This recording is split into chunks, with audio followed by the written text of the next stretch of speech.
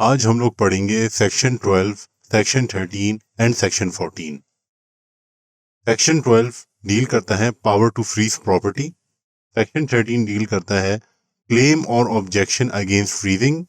And section 14 deal करता है presumption against accused accepting illegal gratification.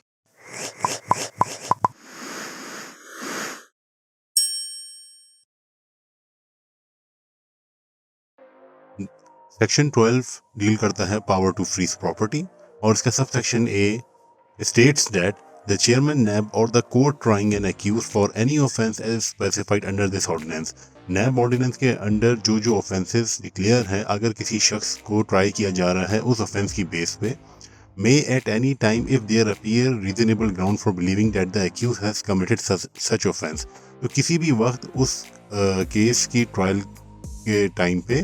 जो चेयरमैन नैब और कोर्ट जो है, अगर उनको लगता है कि कोई रीजनेबल शक है, मतलब कि रीजनेबल ग्राउंड्स हैं कि इस जो अक्यूज पार्टी है उसने ये क्राइम कमिट किया है, order the freezing of his property or part thereof whether in his possession or in the possession of any relative associate or person on his behalf. तो जो chairman NAB और court जो है ये order कर सकता है कि उसकी प्रॉपर्टी को फ्रीज कर दिया जाए, चाहे वो उसकी पोजेशन में हो या किसी उसके रिश्तेदार के पोजेशन में हो या उसके एसोसिएट के पोजेशन में हो या कोई और पर्सन उस अक्यूज के बिहाफ पे उस प्रॉपर्टी को मैनेज कर रहा हो, तो उस प्रॉपर्टी को फ्रीज कर सकता है। कोर्ट भी कर सकता है और चेयरमैन नैब के पास भी ये इख्तियारात है। सेक्शन 12 का सब सेक्शन बी जो है, it states that if the property order to be frozen under subsection A. Subsection A हमने पढ़ लिया, जिसके अंदर बताया गया है कि अक्यूज की कैसे प्रॉपर्टी को फ्रीज किया जा सकता है। तो इस सबसेक्शन ए के अंडर अगर कोई प्रॉपर्टी को फ्रीज करने का ऑर्डर दे दिया गया हो और वो प्रॉपर्टी अगर इज अ डेट और other movable property, the freezing में बी मेड। तो अगर वो जो प्रॉपर्टी है जिसको फ्रीज करने का हुक्म दे दिया गया है, तो वो अगर कर्जा हो या कोई मूवेबल प्रॉपर्टी हो, ऐसी प्रॉपर्टी जिसको मूव किया जा सकता हो, जिस तरह गाड़ी हो गई या और कोई भी इस तरह की वैल्यूएबल आइटम होगी, तो फिर उसको फ्रीज कैसे किया जाएगा। नंबर 1, बाय सीजर, यानी कि फोर्सफुली, जबरदस्ती उसको कब्जा कर लिया जाएगा उस वैल्यूएबल आइटम का। Number 2, bye appointment of a receiver, या फिर इस तरह किया जाएगा कि एक बंदे को अपॉइंट कर लिया जाएगा एज अ रिसीवर और वो उसको उस आइटम को रिसीव करेगा। Number 3, by prohibiting the delivery of such property to the accused or to anyone on his behalf. ये भी किया जा सकता है कि वो जो प्रॉपर्टी है उसको डिलीवरी ना किया जाए अक्यूज को या कोई भी ऐसा बंदा जो अक्यूज के साथ रिलेटेड हो। प्रॉपर्टी तो वो अक्यूज की होगी, लेकिन जो है ना उस अक्यूज को देने पर पाबंदी लगा दी जाए कि ये प्रॉपर्टी अक्यूज को नहीं दी जाएगी, ना ही इसे किसी एसोसिएट को और कोई भी शख्स हो जो उसके बिहाफ पे आके वो प्रॉपर्टी मांग रहा हो, कोई भी वैल्यूएबल आइटम जो मूवेबल हो।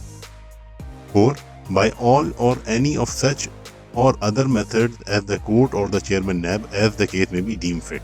या फिर किसी भी ऐसे तरीके से उस प्रॉपर्टी को फ्रीज किया जा सकता है जो कि कोर्ट समझे या चेयरमैन नैब समझे और वो कोई तजवीज़ दे, तो उसके मुताबिक भी उस प्रॉपर्टी को फ्रीज किया जा सकता है। तो ये 4 मेथड्स बताए हुए हैं sub section B of section 12 के अंदर कि अगर प्रॉपर्टी जो अक्यूज की हो वो अगर कर्जे के तौर पे हो या कोई मूवेबल प्रॉपर्टी हो, तो उसको कैसे फ्रीज किया जाएगा। Sub section C of section 12 जो है वो हमें बताता है कि फ्रीज कैसे की जाएगी प्रॉपर्टी को अगर प्रॉपर्टी इमूवेबल हो। If the property ordered to be frozen is immovable, the freezing shall, in the case of land paying revenue, be made through the collector of the district in which the land is situated। अगर कोई property immovable हो और उसके ऊपर revenue आ रहा हो, तो जो फ्रीजिंग की जाएगी वो की जाएगी through the collector of district. जो डिस्ट्रिक्ट का कलेक्टर होगा, जिस जगह वो लैंड सिचुएटेड होगा, तो उसके थ्रू जो है फ्रीजिंग का अमल किया जाएगा उस प्रॉपर्टी को जो कि जिसके ऊपर ऑर्डर दे दिया गया हो फ्रोज करने का। या फिर कोई और इन ऑल अदर केसेस उसके अंदर अगर कोई और तरीका भी हो सकता है जो इसके अंदर बताए हुए, वो नीचे हमें इसके अंदर बताए हुए हैं। Number 1, by taking possession, directly कब्जा कर लिया जाए उस प्रॉपर्टी के ऊपर। Bye appointment of a receiver, या फिर किसी एक अलग पार्टी को अपॉइंट किया जाए एज अ रिसीवर, और वो उस प्रॉपर्टी के ऊपर जाके उसकी फ्रीजिंग का अमल करे। By prohibiting the payment of rent or delivery of property to the accused or to any other person on his behalf. ये भी किया जा सकता है, फ्रीजिंग इस तरीके से भी की जा सकती है कि जो रेंट जो अक्यूज को जा रहा हो उसका रेंट रोक लिया जाए और उस प्रॉपर्टी को कहीं ट्रांसफ़र ना किया जाए, जो कि जो अक्यूज की प्रॉपर्टी है उसका जितना भी मुनाफा हो रहा है वो अक्यूज को मिलने से रोक दिया जाए, या किसी भी ऐसे बंदे को देने से रोक दिया जाए जो कि रिलेटेड हो अक्यूज के साथ। 4. By all or any of such method as the chairman NAB or the court may deem fit. या फिर किसी ऐसे तरीके से भी ऐसी प्रॉपर्टी की फ्रीजिंग की जा सकती है जो कि कोर्ट या फिर चेयरमैन नैब तजवीज़ करें कि इस तरीके से हम लोग इस प्रॉपर्टी को फ्रीज कर लें, तो उसके थ्रू भी की जा सकती है। तो ये जो 4 तरीके बताए हैं 1, 2, 3, 4, ये बताए हैं कि किस तरह से प्रॉपर्टी को फ्रीज करना हो अगर प्रॉपर्टी जो है इमूवेबल हो, यानी कि उस प्रॉपर्टी को मूव नहीं किया जा सके, जिस तरह लैंड हो गया, घर वगैरह हो गए, उस केस के अंदर ये 4 मेथड्स बताए। Provided that any order of seizure, freezing, attachment or any prohibitory order mentioned above by the chairman NAB shall remain in force for a period not exceeding 15 days unless confirmed by the court. जो भी freezing का scissor का जो भी order अगर chairman नैब ने ऊपर दिया होगा तो वो एप्लीकेबल होगा सिर्फ 15 डेज के लिए। 15 डेज के बाद वो सिर्फ उसी वक्त अप्लाई होगा जब उसको कोर्ट कंफर्म करेंगी। तो इधर कोर्ट की कंफर्मेशन का जो क्लॉज है वो इम्पोर्टेंट है। जब भी चेयरमैन नैब कोई ऑर्डर करेंगे किसी प्रॉपर्टी की फ्रीजिंग का तो वो सिर्फ ओनली 15 डेज के लिए एप्लीकेबल होगा। 15 डेज से ज़्यादा अगर एप्लीकेबल करना होगा तो उसको फिर कोर्ट कंफर्म करेगा, वरना वो फिर फ्रीजिंग अप्लाई नहीं होगी। Where the reference under this ordinance shall be sent by the chairman NAB. Provided further that notwithstanding anything to the contrary contained herein, that the order of chairman NAB or the court shall be effective from the time of passing thereof or proclamation thereof in a newspaper widely circulated and dispatched at the last known address of the accused, either by the registered post AD or the courier service or the electronic media as the court may deem proper, having regard to the facts and circumstances of the case. जो ये freezing का जो method है, जब ये जो freezing जब court या चेयरमैन नैब इसका ऑर्डर देंगे तो फ्रीज का जो अमल है, प्रॉपर्टी की फ्रीज का जो अमल है वो उस वक्त ही अफेक्ट होगा जब उसको जो है न्यूज़पेपर या और जो है ना न्यूज़पेपर के अंदर शाया कर दिया जाए, उसको पब्लिक कर दिया जाए इस बात को कि ये हमने प्रॉपर्टी फ्रीज करने का हुक्म दे दिया है, और अक्यूज़ का जो एड्रेस लास्ट एड्रेस है उसके ऊपर भी अक्यूज़ को भी अक्यूज के एड्रेस के ऊपर भी ये इन्फॉर्मेशन भेज दी गई हो कि आपकी जो ये प्रॉपर्टी है इसको हम लोग फ्रीज कर रहे हैं। तो फिर ये जो ऑर्डर है फ्रीजिंग का ये फिर अफेक्टिव होगा। अगर अक्यूज के एड्रेस पे ये इन्फॉर्मेशन नहीं भेजी और न्यूज़पेपर के अंदर भी इसको सर्कुलेट नहीं किया गया तो फिर ये ऑर्डर अफेक्टिव नहीं होगा। फ्रीजिंग का अमल सिर्फ उस सूरत में अफेक्टिव होगा चाहे वो चेयरमैन नैब इनिशिएट करे या कोर्ट इनिशिएट करे, जब न्यूज़पेपर के अंदर तो वो उसको सर्कुलेट कर दिया जाए, यानी कि वो जो ये ऑर्डर है ये पब्लिक हो जाए, तब जो है ये फ्रीजिंग का अमल अप्लाई होगा, वरना अप्लाई नहीं होगा। तब सेक्शन डी ऑफ सेक्शन 12 जो है वो हमें बताता है कि फ्रीजिंग कैसे की जाएगी अगर कोई प्रॉपर्टी हो उसकी नेचर पेरिशेबल हो, यानी कि वो जल्दी ख़त्म हो जाने वाली अगर कोई वैल्यूएबल आइटम हो तो उसकी फ्रीजिंग कैसे की जाएगी। If the property ordered to be frozen consists of livestock or is of perishable nature, the chairman NAB or the court may, if it deems proper and expedient. अगर कोई property हो वो या लाइव स्टॉक हो, यानी कि जिस तरह खेत वगैरह हो गए या जो है ना फिर भेड़ बकरी वगैरह हो गई, और कोई भी ऐसी प्रॉपर्टी हो जो पेरिशेबल हो, मतलब जल्दी ख़त्म हो जाने वाली अगर कोई प्रॉपर्टी हो, तो chairman NAB or the court अगर वो समझे कि ये ठीक है, प्रॉपर है और जल्दी करने की सूरत में, order the immediate sale thereof and the proceeds of the sale may be deposited with the chairman NAB or the court or as either may direct as appropriate. तो चेयरमैन नैब और कोर्ट जो है ऐसी प्रॉपर्टी को order दे देंगे कि इसको जल्द अज जल्द बेच दिया जाए, और जो बेचने के बाद जो रकम आएगी वो चेयरमैन नैब के पास या कोर्ट के पास जमा करा दी जाए, या फिर किसी भी ऐसे बंदे के पास या किसी ऐसे पार्टी के पास जमा करवा दिया जाए जो कि चेयरमैन नैब और कोर्ट में डायरेक्ट एज अप्रोप्रिएट। तो जो सब सेक्शन डी है सेक्शन 12 का, उसके अंदर ये बताया गया है कि अगर कोई प्रॉपर्टी एक्यूज की हो और वो पेरिशेबल नेचर की हो, यानी कि उस जल्द अज जल्द ख़त्म हो जाने वाली वो वैल्यूएबल आइटम हो, जिस तरह भेड़ बकरी वगैरह या फिर खेत वगैरह हो, तो चेयरमैन नैब या कोर्ट जो है उसका ऑर्डर दे देंगे कि इसको जल्द अज जल्द बेच दिया जाए। और बेचने के बाद जो रकम आएगी वो चेयरमैन नैब के पास भी डिपॉजिट की जा सकती है या कोर्ट के पास भी डिपॉजिट की जा सकती है, या फिर चेयरमैन नैब या कोर्ट ऑर्डर दे कि किसी ऐसे बंदे के पास एज मे बी अप्रोप्रिएट, तो उसके पास भी जमा की जा सकती है। अब सेक्शन ई ऑफ सेक्शन 12 जो है हमें बताता है कि पावर्स, इख्तियारात, ड्यूटीज और लायबिलिटीज जो रिसीवर हम लोग हायर करेंगे उसकी क्या होगी। The power, duties and liabilities of a receiver if any appointed under this section shall be the same as those of a receiver appointed under Order XL of the Code of Civil Procedure 1908। ये जो हमारे पास कानून है order XL of the code of civil procedure 1908, इसके under जब भी receiver appoint होता है तो उसके जो पावर, जो उसके इख्तियार, जो उसकी ड्यूटीज़ होती है और जो उसके ऊपर लायबिलिटीज़ होती है, वही सारी एप्लीकेबल होंगी जो अंडर द नैब ऑर्डिनेंस जब हम रिसीवर को अपॉइंट करेंगे, वही सारे इख्तियार, वही सारी चीज़ें इस रिसीवर में भी अप्लाई होगी। Subsection F of Section 12 states that the order of freezing mentioned in subsection A to E shall remain operative until the final disposal of the case by the court। जो ऊपर हमने A से लेके E तक सब sections पढ़े हैं section 12 के, जिसके अंदर बताया गया है कि एक्यूज की प्रॉपर्टी को फ्रीज कैसे किया जाएगा, तो ये जो प्रॉपर्टी फ्रीज होगी ये उस वक्त तक एप्लीकेबल होगी जब तक जो है कोर्ट की तरफ से फाइनल ऑर्डर नहीं आ जाता। And in the event of the acquittal of the accused shall continue to remain operative for a period of 10 days after the receipt of certified copy of the order of acquittal by NAB। और ऐसी सूरत में अगर accused को जो है बरी कर दिया जाता है अदालत की तरफ से, तो जब एक्विटल ऑर्डर नैब की तरफ से आएगा, उसकी ट्रू कॉपीज आएगी, तो उसके 10 दिनों तक ये फ्रीजिंग का अमल एप्लीकेबल होगा। Whereafter it shall be subject to an order by the court in which an appeal, if any, is filed। इन 10 दिनों के बाद फिर ये कोर्ट के ऑर्डर का इंतज़ार करेगा, क्योंकि उसके कोर्ट के अंदर फिर अपील भी फाइल कर सकता है नैब कि अक्यूज जो बरी हुआ है ये ठीक तरीके से नहीं हुआ, तो फिर कोर्ट का जब तक ऑर्डर नहीं आएगा उस वक्त तक ये फ्रीजिंग का अमल रहेगा।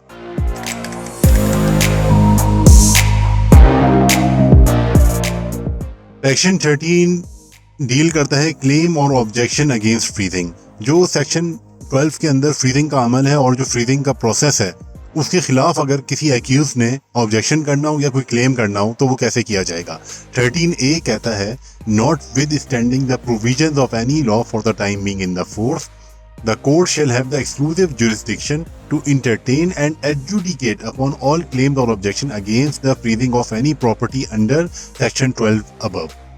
सेक्शन 12 के अंदर जब भी किसी एक्यूज की प्रॉपर्टी को फ्रीज किया जाएगा, तो और अगर एक्यूज चाहे कि वो उसके अंदर कोई क्लेम करे या जो है ऑब्जेक्शन करे, तो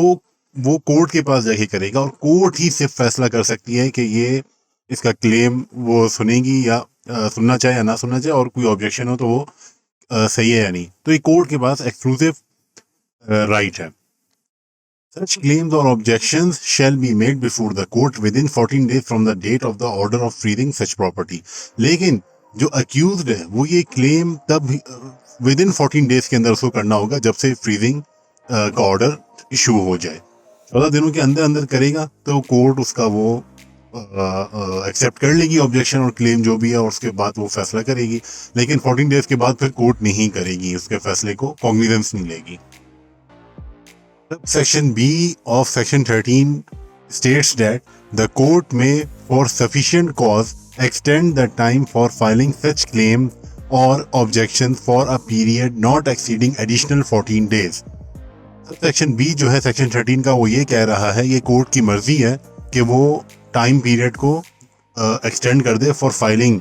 ऑफ सच क्लेम्स। अगर कोई एक्यूज क्लेम फाइल करना चाहता है तो ये कोर्ट की मर्जी है कि वो ओरिजिनल तो 14 डेज का टाइम पीरियड देगा कोर्ट कि इसके अंदर विद इन 14 डेज आप अपील फाइल कर दे कोई क्लेम या ऑब्जेक्शन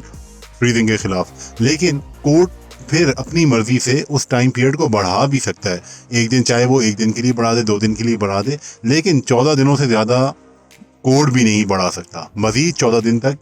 कोड एक्सटेंशन दे सकता है to anyone to file an appeal against the freezing of such property. Subsection C of Section 13 states that the accused or any other aggrieved party whose claim or objection against freezing of property has been dismissed by the court may within 10 days file an appeal against such order before the High Court. इस section के अंदर वो ये कह रहा है कि अगर कोई अक्यूज्ड है या कोई एग्रीव पार्टी है और उसने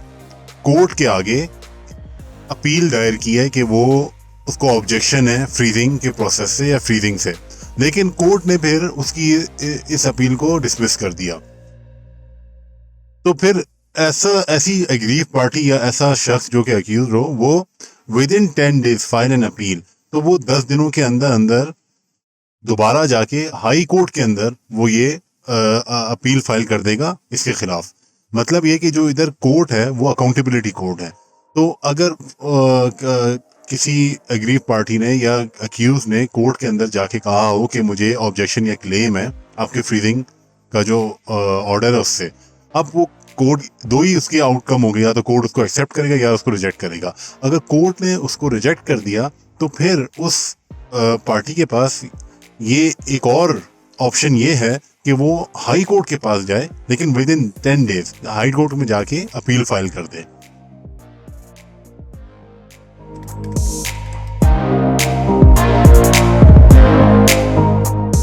सेक्शन 14 जो है वो डील करता है presumption against accused accepting illegal gratification. Section 14 जो है प्रिजम्पशन क्लॉज देता है।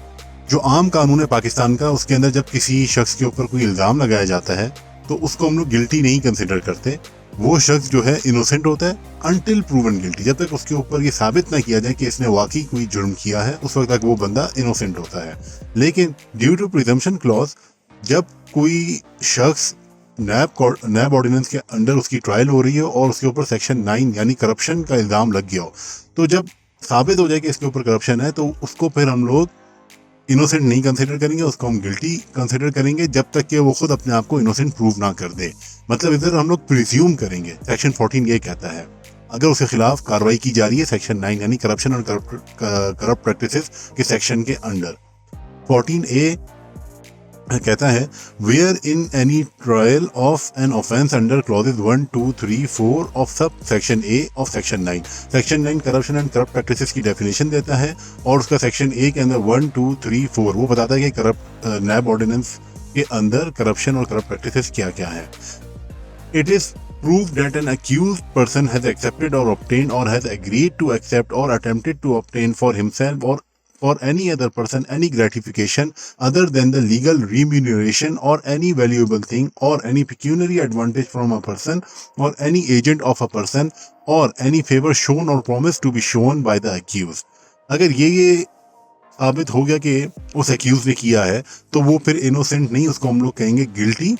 वो बंदा गिल्टी हो जाएगा। प्रिज्यूम किया जाएगा कि that person is guilty. It is presumed unless the contrary is proved. और कॉन्ट्ररी प्रूव करने के लिए वो उस पार्टी की जिम्मेदारी होगी कि वो अपने आप को साबित करे कि वो इनोसेंट है और वो गिल्टी नहीं है। दैट ही एक्सेप्टेड और ऑब्टेन्ड और एग्रीड टू एक्सेप्ट और attempted to obtain that gratification or that valuable thing or pecuniary advantage for himself or some other person as the case may be, as a motive or a reward such as is specified in section 161 to 163 of Pakistan Penal Code or as the case may be without consideration or for consideration he believed to be inadequate। ये सारी चीज़ें हम लोग पहले section 1, 2, 3 section 9 के clauses 1, 2, 3, 4 of section A ये सारी उसके अंदर डिस्कस हुई भी है। इधर खाली ये बताना है कि प्रिज्यूम किया जाएगा ऐसे शख्स को कि वो वाकई गिल्टी है जब तक कि वो खुद अपने आप को इनोसेंट प्रूव ना कर दे। इधर से प्रिजम्पशन क्लॉज सेक्शन 14 के अंदर बता रहा है। और ये आम कानून से इसलिए मुख्तलिफ है क्योंकि आम कानून के अंदर प्रिज्यूम नहीं किया जाता किसी भी शख्स को कि वो गिल्टी है। Sub section B of section 14 जो है वो ये कह रहा है where in any trial of an offence punishable under section 165A of Pakistan penal code 1860। कोई भी अगर ट्रायल हो रही हो और वो ट्रायल वो इस बात इसलिए हो रही हो कि उसके अंदर कोई ऑफेंस कमिट किया हो जो कि पनिशेबल है under 165A of Pakistan penal code 1860,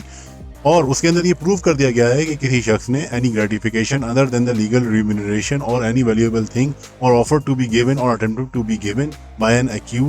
any accuse person. तो एक्यूज पर्सन के ऊपर ये साबित कर दिया गया है कि उसने ग्रेटिफिकेशन जो कि उसकी जायज़ तनख्वाह नहीं थी, उसके अलावा कोई इसने वैल्यूएबल थिंग या कोई ग्रेटिफिकेशन या कोई उसने ऑफर की है या कोई अटेम्प्ट किया इस तरह का, इट शैल बी प्रिज्यूम, तो डायरेक्टली प्रिज्यूम कर लिया जाएगा कि ये वाकई गिल्टी इसने किया है, unless the contrary is proved. जब तक ये साबित नहीं हो जाता कि इसने नहीं किया, उसको साबित करना होगा कि उसने नहीं किया अपने आप को इनोसेंट करने के लिए, वरना उसको हम लोग गिल्टी ही कंसिडर करेंगे। दैट ही गेव और ऑफर टू गिव और अटेम्प्टेड और to give that gratification or that valuable thing as the case may be as a motive or a reward such as specified in section 161 to 163 of the said code, or as the case may be without consideration or for a consideration which he believed to be inadequate। इधर भी इसने ये बता दिया है कि presumption clause लगेगा, presume किया जाएगा नैब ऑर्डिनेंस के अंदर अगर कोई ट्रायल हो रहा होगा under section 165A of Pakistan penal code 1860। Sub section C of section 14 जो है वो ये कह रहा है इन any trial of an offence punishable under clause 5 of sub section A of section 9। Section 9 corruption and corrupt practices के बारे में था, और उसका जो सब सेक्शन A उसका जो क्लॉज 5 है, अगर उसके तहत कोई कोर्ट के अंदर कार्रवाई चल रही हो, the fact that the accused person or any other person on his behalf is in possession for which the accused person cannot satisfactorily account of asset or pecuniary resources disproportionate to his known source of income। अगर section 9 के sub section A का clause 5 के तहत court के अंदर कोई कार्रवाई चल रही हो किसी एक्यूज पर्सन के खिलाफ या उसके किसी साथी के खिलाफ, तो जो है और वो जो एक्यूज पर्सन है वो ये नहीं बता सके कि उसके पास जो पैसे हैं वो कहाँ से आए, पैसे हो गए या रिसोर्सेज हो गए या कोई एसेट हो गया, वो ये बता नहीं सकता कि उसके पास किधर से आए, और वो की जायज़ जो इनकम थी उसके थ्रू वो साबित ना हो रहा हो कि ये इसने अपनी जायज़ इनकम के थ्रू ही बनाए हैं। The court shell presume unless the contrary is proof. Court जो है ये प्रिज्यूम कर लेगा कि ये वाकई शख्स जो है गिल्टी है, that the accuse person is guilty of the offence of corruption. मतलब कोर्ट ये प्रिज्यूम करेगा कि ये जो शख्स है जब ये बता नहीं पा रहा तो ये शख्स जो है इसने की है करप्शन और करप्ट प्रैक्टिसेस में इन्वॉल्व रहा है, और उसकी जो कन्विक्शन होगी shall not be invalid by the reason only that it is based solely on such presumption। इसके अंदर वही बात हो रही है कि जो शख्स होगा वो जब ये नहीं बता पा रहा होगा कि उसके पास ये तमाम दौलत किधर से आई, और ये दौलत नहीं समझ आ रही हो कि उसकी जायज़ इनकम तो इतनी कम थी लेकिन उसके पास जो दौलत है वो इतनी ज़्यादा है, और ये बता नहीं पा रहा हो कि वो किधर से आई है, तो कोर्ट प्रिज्यूम करेगा कि ये शख्स गिल्टी है, और उस शख्स को खुद ही प्रूव करना होगा कि वो इनोसेंट है। उसको कोर्ट को सेटिस्फाई करना होगा कि वो इनोसेंट है, और अगर वो नहीं कर पाएगा तो उसको हम लोग गिल्टी कंसिडर करेंगे। Sub section D of section 14 भी वही बात रिपीट कर रहा है कि जो भी कोई शख्स उसका अगर कोर्ट के अंदर ट्रायल चल रहा होगा under section 9 of national accountability ordinance, तो उस बंदे को हम लोग, उस एक्यूज को हम लोग कंसिडर करेंगे that he is guilty of corruption, कि वो मुजरिम है और उसने करप्शन की और करप्ट प्रैक्टिसेस में इन्वॉल्व रहा है। लेकिन उस बंदे ने अगर खुद ये साबित कर दिया, सबूत देके कोर्ट को सेटिस्फाई कर दिया कि उसने करप्शन नहीं किया, तब तो अलग बात है। लेकिन उसको जब तक वो प्रूव अपने आप को नहीं कर पाएगा इनोसेंट, तो उसको हम लोग कंसिडर करेंगे कि that he is guilty of the offence of corruption, and in the absence of such proof the accused shall be guilty of the offence. और अगर वो उसके पास कोई सबूत ना हो अपनी इनोसेंस जाहिर करने का, तो उसको हम लोग कंसिडर करेंगे that he is guilty of the offence of corruption, and his conviction shall not be invalid by the reason that it is based solely on such presumption। और उसकी जो कन्विक्शन होगी उसको हम लोग ऐसे नहीं कह सकते कि यार ये कोई कन्विक्शन नहीं है क्योंकि इस बेचारे के पास जो है इसके खिलाफ कोई सबूत नहीं था। सबूत लाना उस शख्स का काम है कि अपने आप को इनोसेंट प्रूफ करे। अगर उसके पास वो इनोसेंस प्रूफ करने का सबूत ना हो, वो कन्विक्ट भी होगा और उसको हम लोग कहेंगे कि ये मुजरिम है और उसने करप्शन की है और ये इन्वॉल्व रहा है करप्ट प्रैक्टिसेस के अंदर।